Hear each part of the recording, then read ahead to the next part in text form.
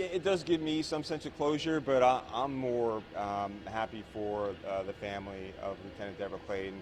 I know that this has been it's been a hard 5 years now, and it's been an emotional 5 years, and so I'm very happy for them that they have a little bit of closure and a lot of justice in this case. Sure. Sure. Do you think what does it feel like to be able to finally close this chapter? It is nice to close this chapter. I mean, just thinking back this week of that day that Debra was taken from us, the manhunt that followed, the trials and the continuances and dealing with COVID. I know it took emotional strain on me and the chief and the officers who were close to her and the deputies as well, but that doesn't compare to the emotional strain that the family had to go through these past several years, waiting for this final bit of justice for them. What's it been like having to sit in court and look at this man who just cold-blooded killed one of your most beloved officers? Yeah, it was very hard to sit there in the courtroom and really listen to his nonsensical outbursts and really showing the community that he is a violent person. He would look over at us. He passed me a note through his lawyer at one point during the trial, and I have nothing to say to him. I'm glad he's being put to death, and I'm glad I don't have to see his nonsense and his courtroom outbursts anymore. Just so we always keep it back to Lieutenant Clayton, what would you want viewers to know on this day about who she was and how we need to remember her? So, Lieutenant Debra Clayton was a mentor to the children in this community.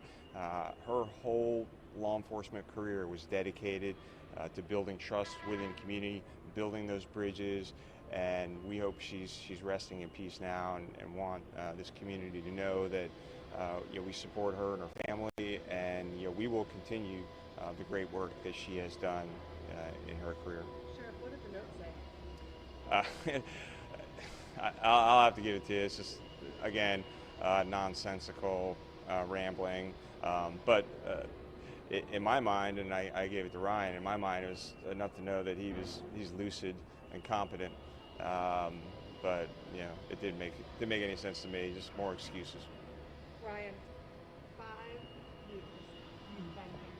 Tell me what this feels like today.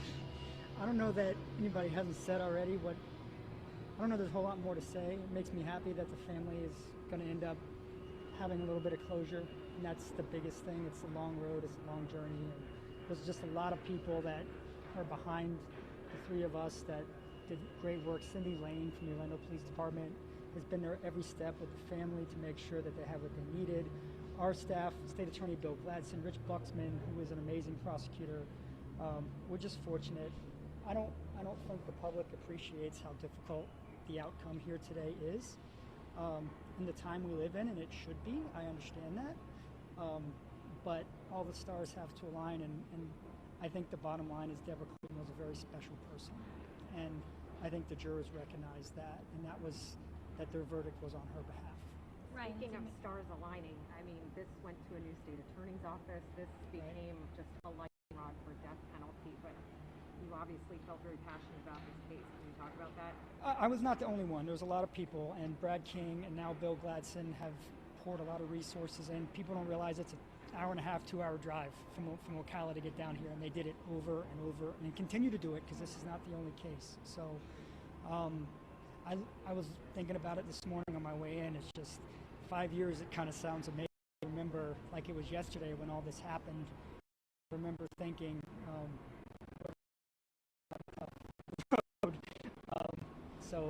but I'm just super excited and happy for the family. What's next as far as appeals and stuff? Are you involved in that? The state attorney, the Office of the Attorney General will handle the appeal on behalf of the Judicial Circuit.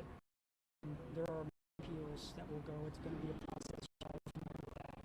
So just like we have to this point, we'll take it one step at a time. Ryan, you are always so put together, but when you just talked about Lieutenant Clayton, I heard your voice crack. You want me to cry? You're so professional always, and yet you feel like this is impacting you. So what are you? It's just a long time, and people make sacrifices for the family.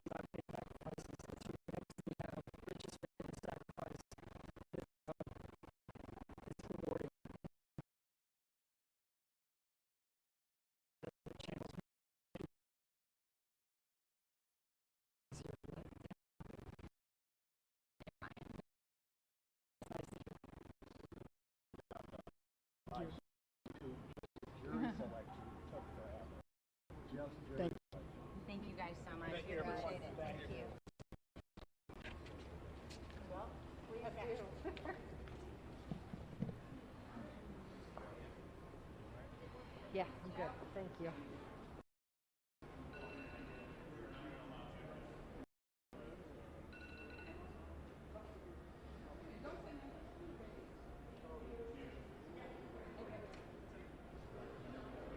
If you could introduce yourself for us.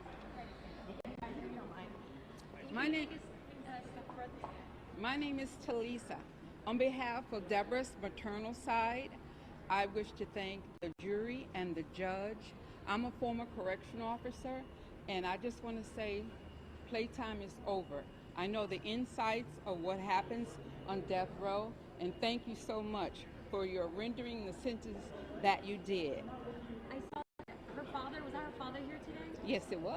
Okay, and how was this process for him? I know he didn't say anything to her. I'm not sure. I haven't talked to him in many years. That early. Well, What's and your your last name? No. You don't want to tell us your last No. and your relation, a cousin or sister? Cousin, maternal side. Okay. Oh, so, sorry. Thank you Yes. so much.